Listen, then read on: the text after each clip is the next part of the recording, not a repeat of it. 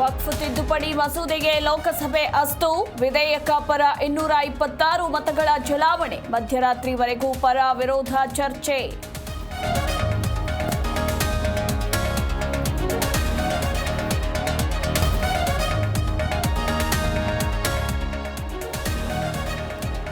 ಬೆಲೆ ಏರಿಕೆ ವಿರುದ್ಧ ಬಿಜೆಪಿ ಸಮರ. ಫ್ರೀಡಂ ಪಾರ್ಕ್ನಲ್ಲಿ ಅಹೋರಾತ್ರಿ ಧರಣಿ. ಏಪ್ರಿಲ್ 7ರಿಂದ ಎಲ್ಲೆಡೆ ಜನಾಕ್ರೋಶ ಜಾಥಾ.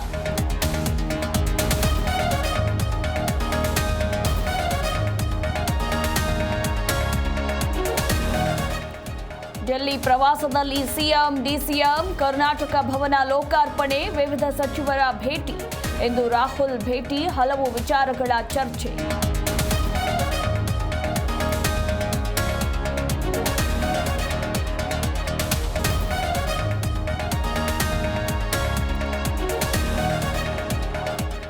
ತವರಿನಲ್ಲಿ ಆರ್ಸಿಬಿಗೆ ಹೀನಾಯ ಸೋಲು. ಹ್ಯಾಟ್ರಿಕ್ ಗೆಲುವಿನ ಕನಸು ನುಚ್ಚು ನೂರು. 8 ವಿಕೆಟ್ಗಳಿಂದ ಗೆದ್ದು ಬೀಗಿದ ಗುಜರಾತ್ ಟೈಟಾನ್ಸ್.